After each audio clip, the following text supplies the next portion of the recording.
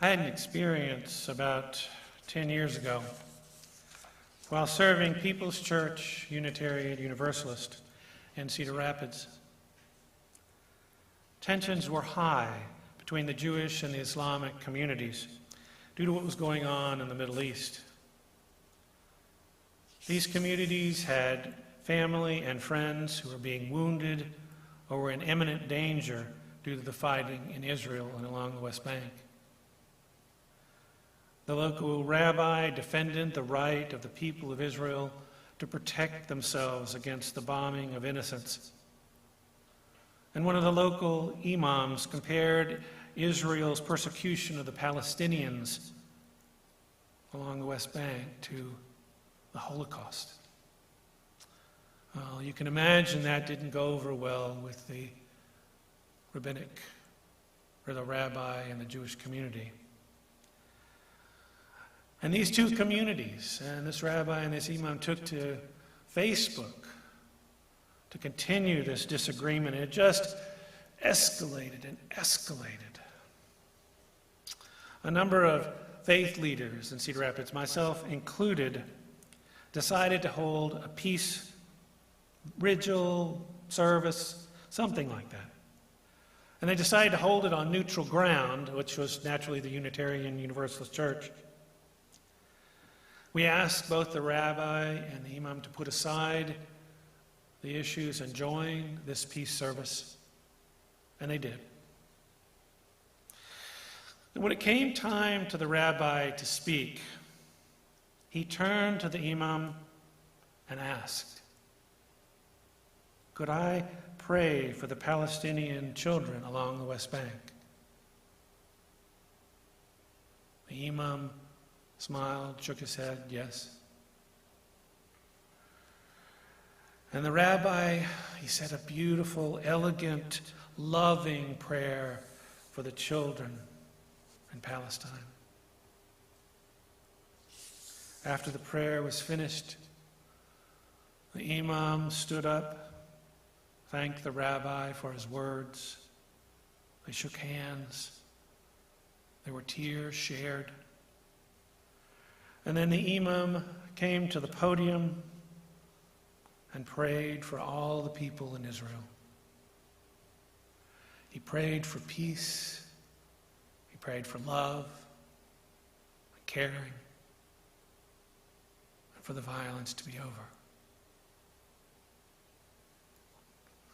Well, I sat there behind these leaders. I remembered something Mother Teresa had said. If we have no peace, it is because we have forgotten that we belong together. I believe, watching the reaction of everyone there, that the rabbi and the imam and the communities, their communities, remembered their connection to each other during the service, the relationships they shared, the love they had, the support they'd given, the caring they'd shown to each other over the many years in Cedar Rapids. All it took was a question that the rabbi asked about praying for the Palestinian children.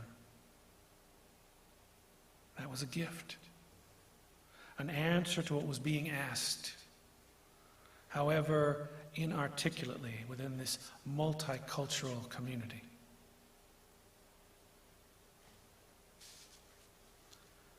Questions, my friend, questions can be gifts.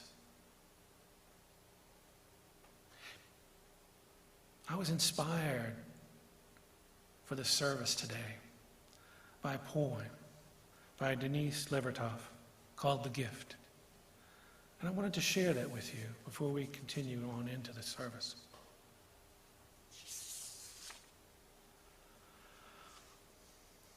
Just when you seem to see yourself as nothing but a flimsy web of questions, you are given the questions of others to hold in the emptiness of your hand songbird eggs that can still hatch if you keep them warm. Butterflies opening and closing themselves in your cupped palms, trusting you will not injure their scintillant fur, their dust. You are given the questions of others as if they were answers to all that you ask. Yes, yes. Perhaps the gift is your answer.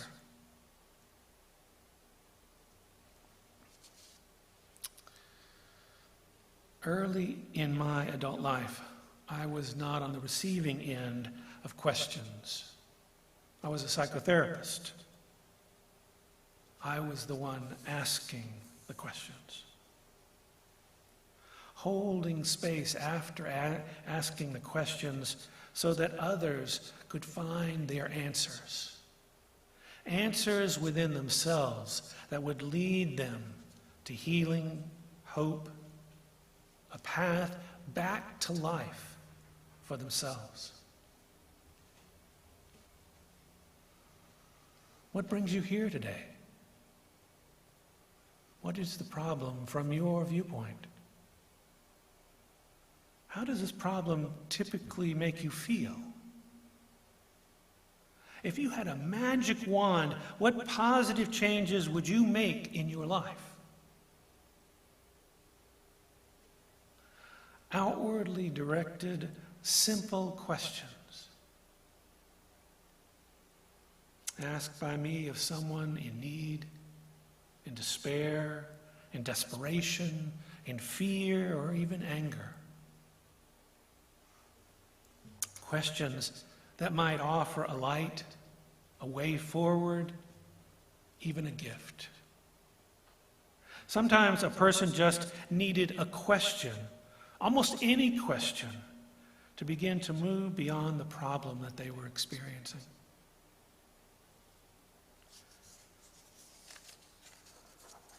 This week, we here, members of this congregation and myself, have called you, many of you, and asked you simple questions. How are you? Are your needs being met? Are you staying connected with others? And while many of you affirmed that you were doing well, in the asking of those questions, you were gifted with a knowing. Knowing that this community is still here in your life and still cares about you. A surprising, or perhaps not so surprising, trend among these calls was that some of you were helping others in this congregation and others in the community already before we ever called you. It became evident that you were asking questions of yourself and of others, and letting those questions drive your actions. In all these questions that we asked, and all the answers we've been given, it affirms that we are still in each other's lives, still care about each other. In those answers, each of us received an affirmation, something we already knew maybe intellectually, perhaps not recently felt in our hearts, though. What it is that this building is just that. It's a building. We, all of us, are the Unitarian Universalist congregation of Miami. Whether we're sitting by side in a building, seeing each other on the screen, in our homes, wherever we are, however we are connected, we are still a beloved community.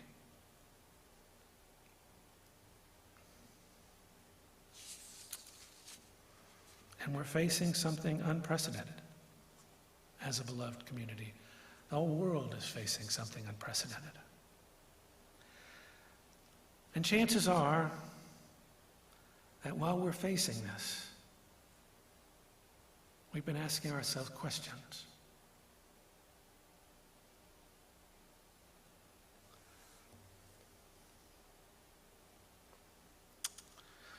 That's what Unitarian Universalists do, you know. Ask questions. We love questions. We love the mundane questions like,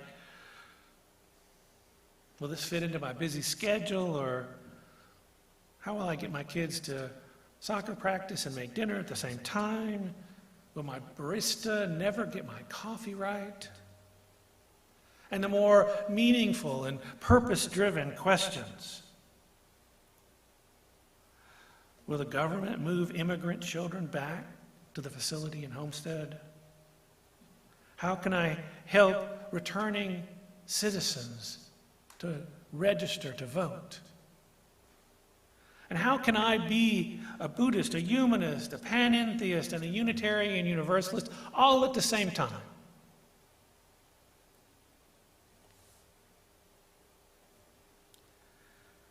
These are questions we've been asking ourselves all along. But now in this strange new world that we live in, everything's changed. And the questions in our mind and heart have changed. Some of us suddenly have extra time before us. Most of us are restricted to our homes. And those questions are running through our hearts and minds. And I wonder, do those questions offer us a way forward? Do they offer us hope, a light? Can any of what we've been through possibly be construed as a gift? I don't mean the Trojan horse variety. I mean, what gifts, what insights, what revelations about ourselves and our congregational community and about the world are being revealed during this time away from one another. You know, I was looking on Facebook this morning, and I was aware that people are asking each other intentional questions during this time. I have before me this screenshot of a woman's refrigerator, and she's posted these questions. These are questions that she's asking herself now that provide a light for her. What am I grateful for today? Who am I checking in on or connecting with today? What expectations of normal am I letting go of today? How am I getting outside today? How am I moving my body today? What beauty am I creating, cultivating, and inviting into my life today?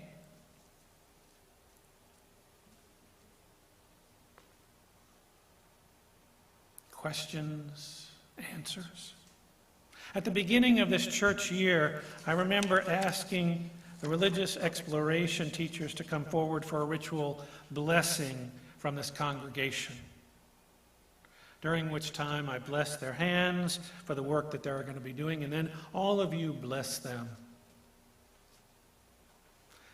In asking them to come forward and asking you, the congregation, to bless them, some gifts were offered. Appreciation, support, love. My friends, even though the circumstances are different, that appreciation, support, and love that we have for one another, well, that hasn't changed. That still connects us. And when I joined this congregation, I asked many of our members some questions. I called you and asked you questions. The questions were these. which of our Unitarian Universalist principles, the inherent worth and dignity of every person, acceptance of one another, and encouraging spiritual growth in each other, affirming the interdependent web of all existence, compassion, justice, equity in human relations, searching for truth and meaning, the right of conscience and the use of the democratic process, and promoting a just, equitable, peaceful world community. Which of these principles touches you most deeply, I asked. And I asked, which of the Unitarian Universalist sources fills your spirit so you can cope with the chaotic world in which we live? Personal experience of mystery and wonder, wisdom from the world's religions, wisdom from other people, or from humanism, or from the earth-centered traditions? I asked, what social justice issues most quicken your heart? How does being a member of this church impact your daily life? What was your most moving experience here at this church? What do you hope to see in this congregation in 5 years? And what would a Unitarian Universalist congregation of Miami superhero look like? This last question got a variety of answers, but what I learned most were some of the real-life superhero forebears of this community, and of those superheroes that have kept this congregation alive over the past few years. Now, each of you answered all these questions in very different ways. But what I observed and heard from many of you is that being asked these questions seemed to answer some of your questions about me, about my ministry to this congregation, and what our future might look like together. There was a gift there I hadn't expected. And I ask you today these same questions. I wonder if you would ask yourself those same questions today. Would your answers be different? Would there be gifts in these questions today by just asking them?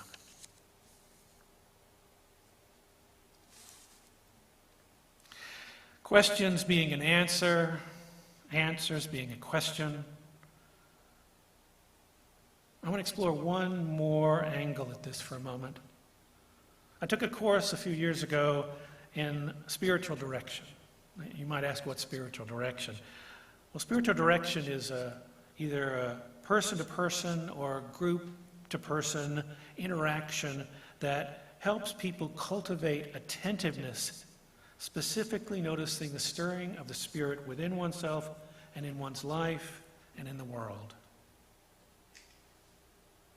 It's a commitment to spiritual direction that helps people reflect on a conscious commitment to themselves to chart that uncharted terrain in one's spiritual landscape and tenderly cultivate their vocation. To expose to themselves, awaken in ourselves the full range of the human heart, mind, soul, and strength. It's there, this spiritual direction process, to help us intentionally shape our lives to a more generous response to spirit and to life.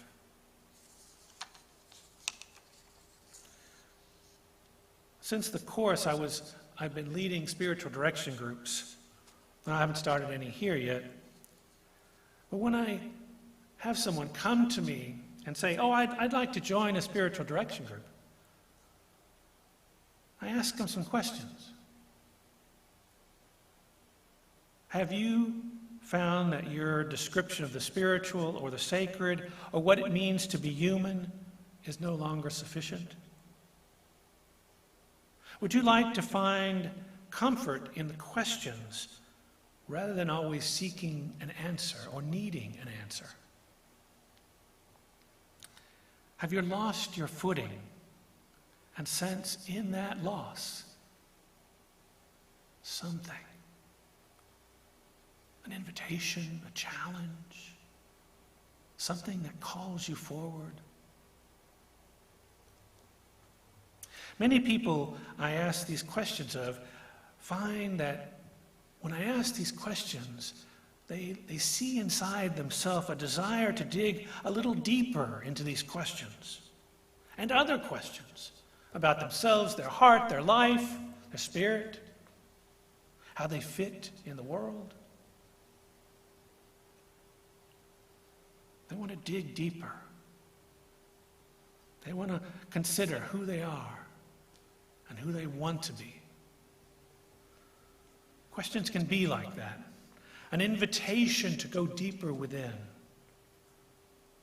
And the question becomes the answer, and the question is a gift.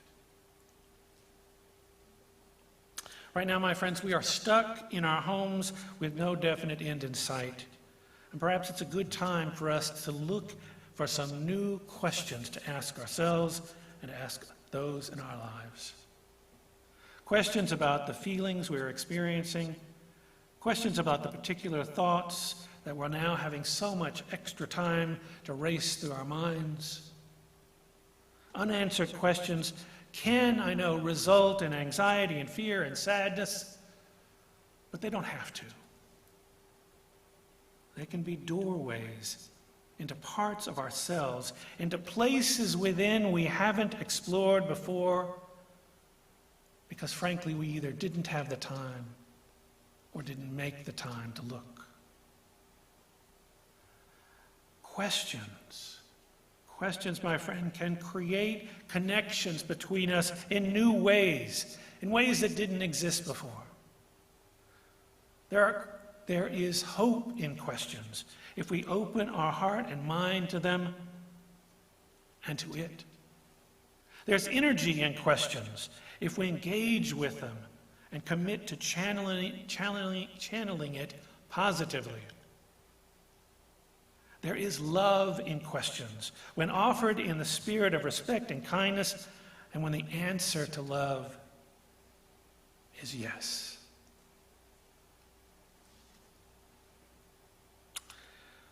Just when you seem to see yourself as nothing but a flimsy web of questions, you are given the questions of others to hold.